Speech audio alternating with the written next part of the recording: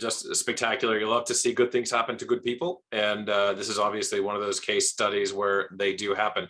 I've also dropped into the chat box for everybody who is in the program, a way to see his video and all the other videos. They will be dropped over the next 10 days or so, one or two a day at a time, one or two at a time each day. So if you want to see these videos on demand, subscribe to our YouTube channel, like us on Facebook, and certainly connect with us on Twitter and LinkedIn and Instagram to see pictures and news items and a variety of other elements as well. And I think that one of the key items that we're hearing now over and over again from the various hosts and the various guests on the program is really around this incredible opportunity for evidence generation and the need to gain evidence to be successful. Also, please remember to sign up for Women's Health Tech Wednesdays. We've got one more session coming up here. We're going to go a little bit over past the 2 o'clock hour. Women's Health Tech Wednesdays, do sign up for that as well. Check out our Eventbrite page to sign up there. And we're going to be talking now to the author of the book that you've all been running and answering questions about. And so with us is Professor Manish Arora from Mount Sinai. And Manish, really glad to have you join us. Thank you again for jumping on at the end of our symposium in January here. And if you could give the audience a little bit of background about yourself and what you do. You're on mute. Can you hear me better now? You're on perfectly, yep. Thank you very much, Stan, for this invite and for having me on at this event. I'm a professor, first and foremost, at Mount Sinai, and recently a Mount Sinai startup, Linus Biotechnology, which I co-founded with my colleagues. But here, I think I'm here as an author of this idea, really, and that's what it is, called environmental biodynamics. In a very brief nutshell, it's an idea about how the environment interacts with human physiology, and how we can leverage this core theory to bring about advances in environmental medicine. The same way, the theory of gravity has helped us, explain how apples fall, but also launch satellites and reach the moon, things like that.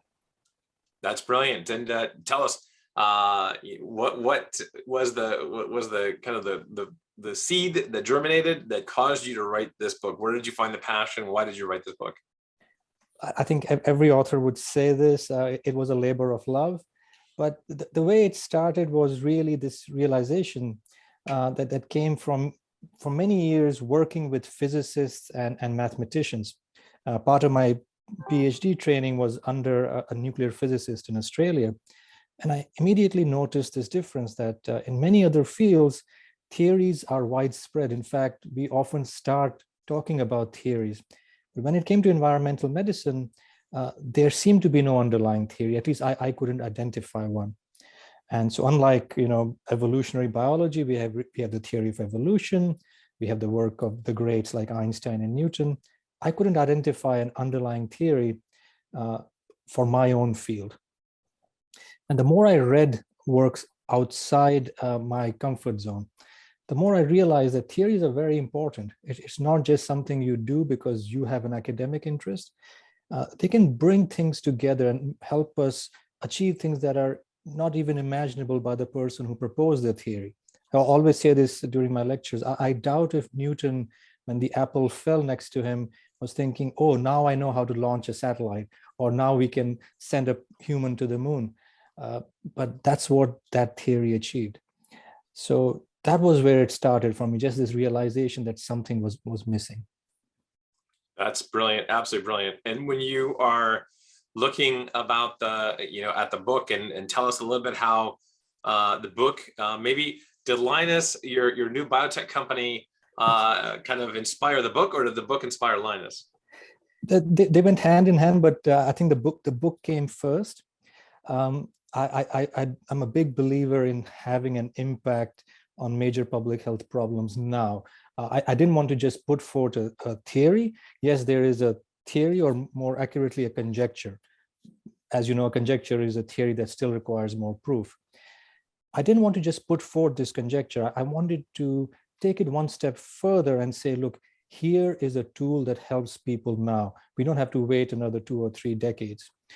So to share that very brief journey, very briefly, the theory very simply states, and it sounds very much like a theory from physics or math, that complex systems actually cannot interact directly. But if you ever see how environmental epidemiology and environmental medicine is practiced, we assume this direct interaction, this direct transfer of information between complex systems, whereas we are saying it's violating a core principle that governs our universe. But how do we then take this very philosophical sounding theory and then come up with a tool that solves a big public health problem? So we have applied it to something that I believe is a silent pandemic, and that is autism spectrum disorder, for which we have no biomarker. So fast forward, using this theory and various complex laboratory tools, we developed a biomarker using a single strand of hair, and went to the FDA. The FDA designated it as a technological breakthrough.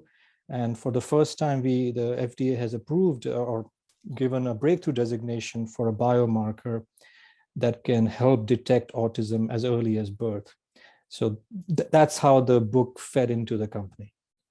Brilliant. And as you know, we've been launching trivia questions, and people have been winning signed copies of your book that you will be signing for them, and absolutely, we'll be sending out to them. So I think the audience is really excited to learn more about this and understand it more.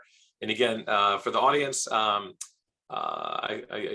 we've got the LinkedIn link for Professor Ora in the chat box. If not, please do just look up Professor Manish Ora on LinkedIn or on Google, and that'll go to LinkedIn, that sort of thing.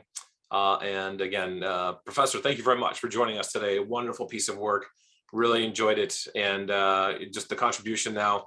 I love the combination of a book and a company, 2 wonderful creative endeavors. Really well done. And thank you for joining us here today. Thank you very much. Thank you, Stan. Cheers. And with that, everybody, I know we're a little bit past 2 o'clock, but really appreciate everyone's engagement here today. Wonderful seeing so many people a part of the HITLAB community and abroad, some new names that we don't recognize as well. But again, just hundreds of folks signing in from all over the world. And if you do want to sign up automatically for next month's symposium, again, the 3rd Thursday in February, just put a yes in the chat box here, and we'll make sure that we auto enroll you in the next session. In the meantime, also just email or put a note in the chat box that you'd like information, either about the Columbia Business School program, the Breakthrough Alliance, certainly Women's Health Tech Challenge, and any other programs, research or strategy or otherwise that HITLAB is running. And we'd be happy to help you out, and looking forward to collaborating with you all at one level or another. And also give us any names that you have for potential speakers for the February, or topics for the February session as well. You can lob them into the chat box as well. And with that, we'd like to give a special thanks to our amazing production team at the lab. As you know, none of this is easy. It takes a team to put this together. And we have a global team that does this. HITLAB is a global organization. So we appreciate all the big work and all the good work done by the production manager, Julia Mansuelos, coming out of Madeira, a beautiful island off of Portugal. We envy her every time we talk to her, and she's sitting in the tropics of the Central Atlantic. Obviously, Jerry Antamato, our amazing production supervisor, making this happen on a monthly basis. And Maddie Lazar, our social media manager, who keeps the chat box moving. Thank you, Maddie. And of course, Rachel Fredman, the head of marketing and communications at the lab, who's the one who's making sure that all of you are getting your emails and that we're keeping in touch with you about the latest breaking news and evidence in digital health. And special thanks to all of our speakers, especially Sarah Chosky and Prem Srinivasan, as well as Greg Bauer from the lab, for leading such great interviews and sessions. And until we see you again, please stay safe and have a great day. Take care.